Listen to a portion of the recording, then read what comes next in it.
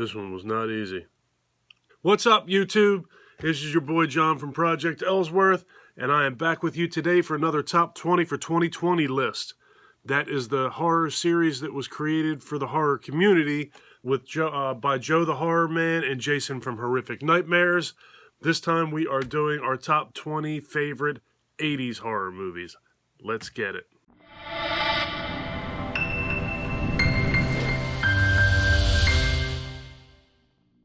This list was not easy for me in any way whatsoever.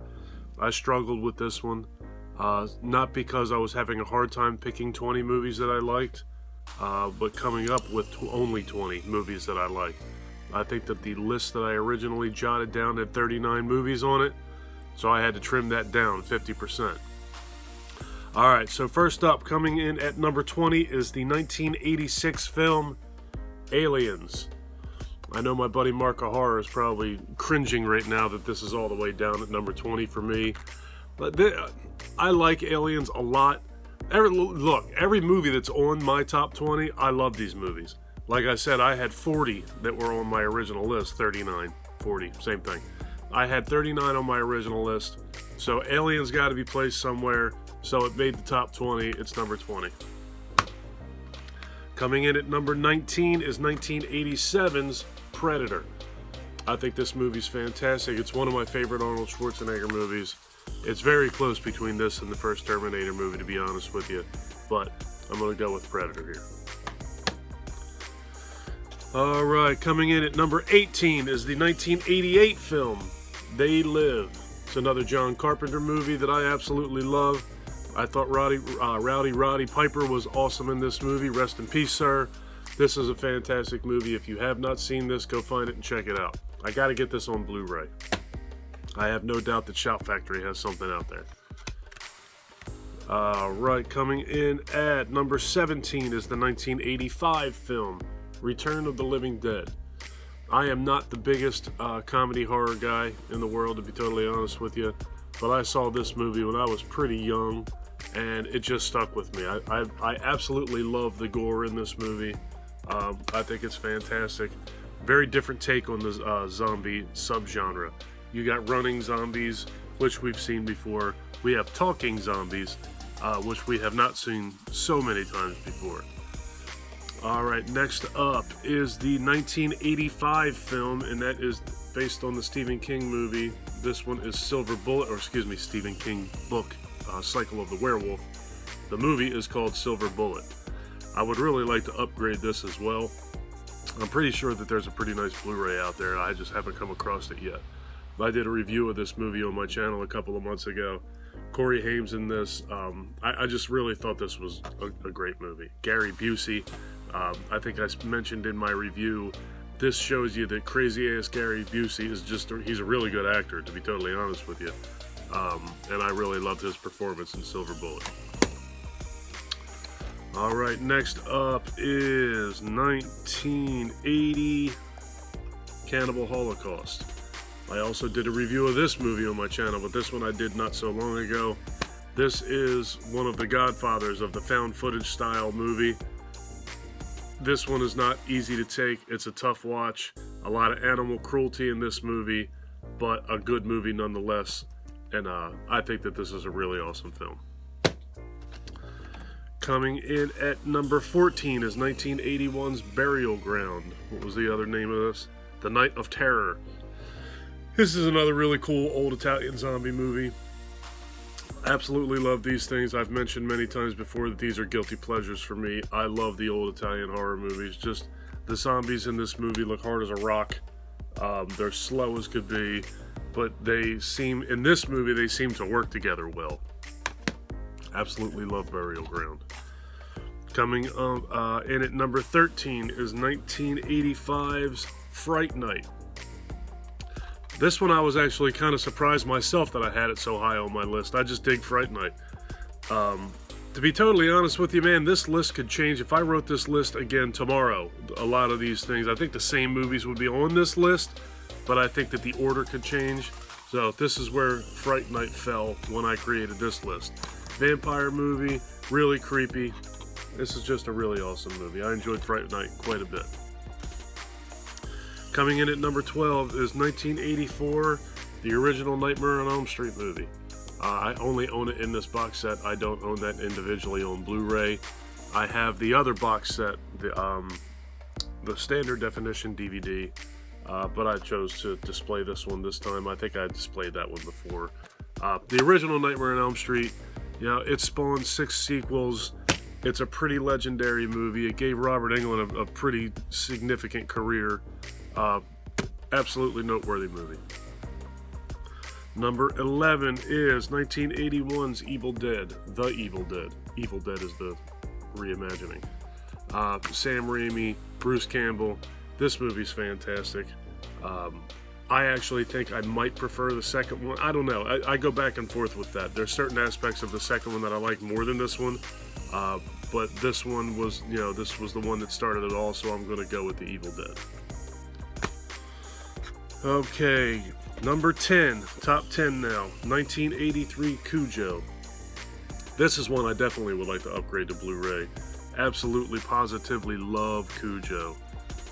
This is one of my favorite Stephen King books that I ever read. Definitely one of my favorite movies that was adapted from a Stephen King project or Stephen King work. I just think this movie's creepy. I'm afraid of dogs. This movie scared the hell out of me.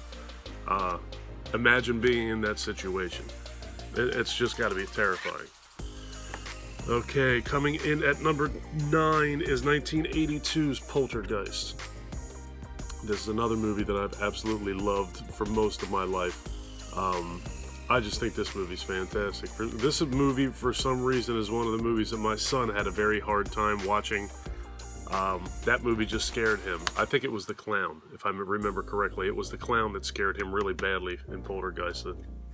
It amuses me. Sorry.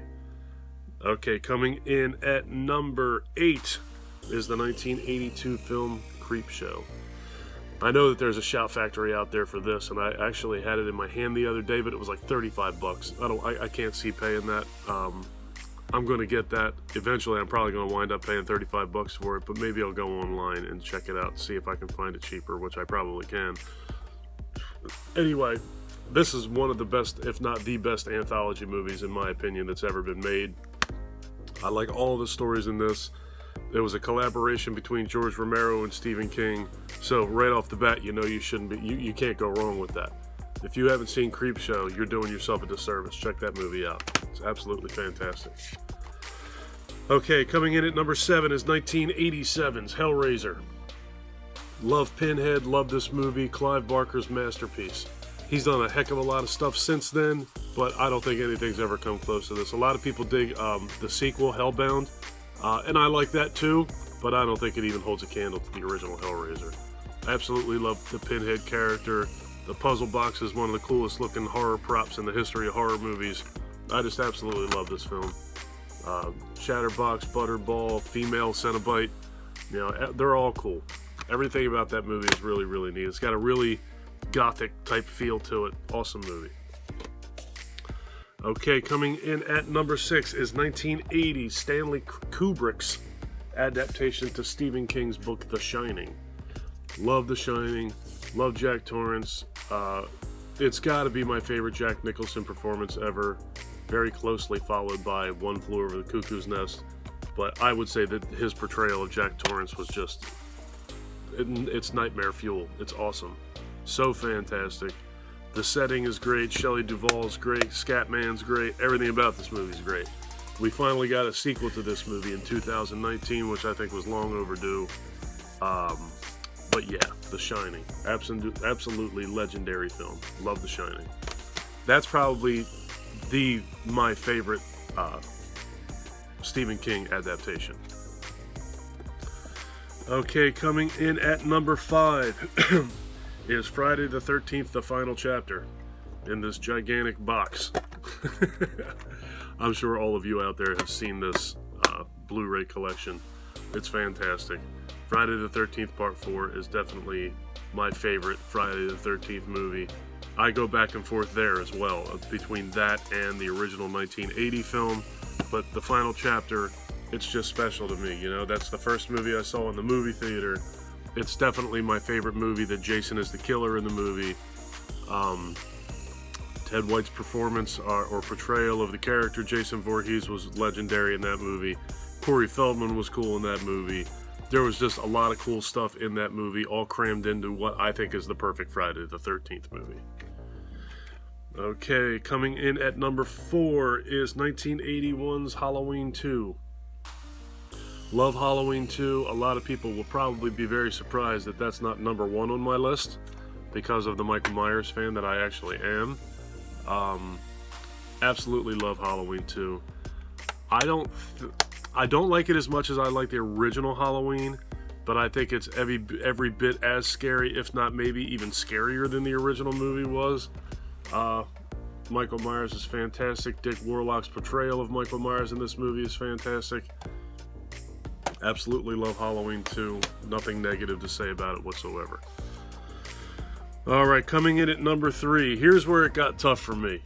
These 3 movies, it took me longer to arrange the order of these 3 movies than it did to trim down from 39 to 20 and then to arrange from 20 down to 4. These 3 could be in any order any day.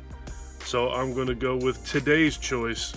Number 3 is 1985's Day of the Dead. Hands down, no question about it, my favorite George Romero movie. No question about it, my favorite zombie movie of all time.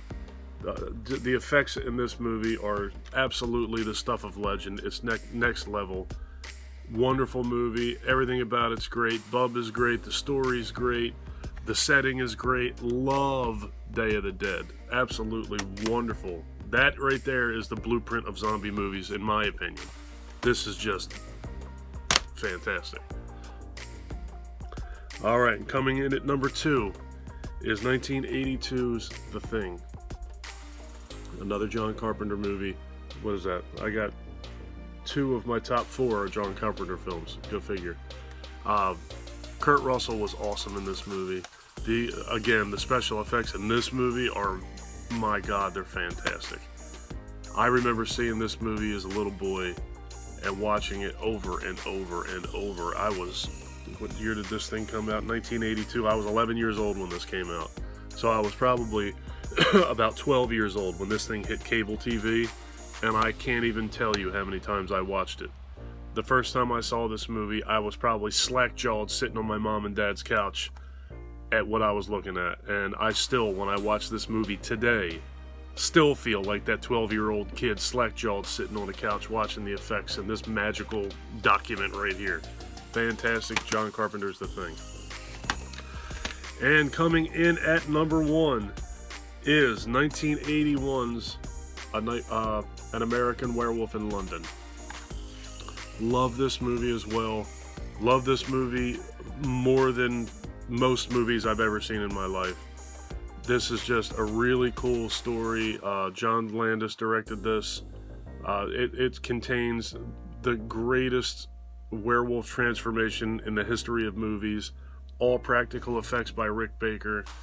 Just everything about that movie is awesome. That came out when I was 10 years old, and I remember seeing that movie at a pretty young age, and the gore in that movie, and the scares in that movie, and let's be honest, the nudity in that movie, everything about that movie. And a lot of people think that that's more of a comedy than a horror movie. I beg to differ.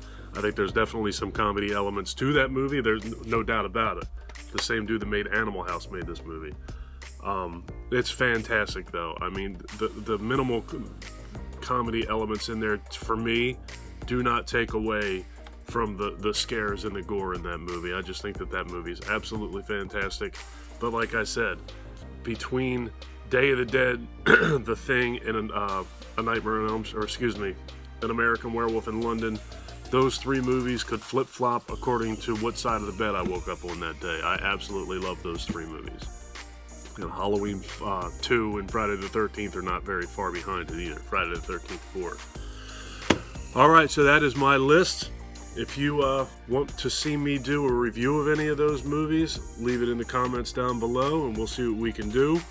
I'm going to get out of here. If you like this video, please give me a thumbs up. If you really like this video and you've been enjoying my content up to this point, please do me a huge personal favor. Click that subscribe button and ring that notification bell. Take care of yourself. Take care of each other. Have a kick-ass day. And thank you for watching. Oh, you know what? My wife wanted to say that she wanted me to have an honorable mention for the Lost Boys in this movie. I like the Lost Boys. She loves the Lost Boys. It certainly is not in my top 20, but honorable mention to the Lost Boys. Later, folks.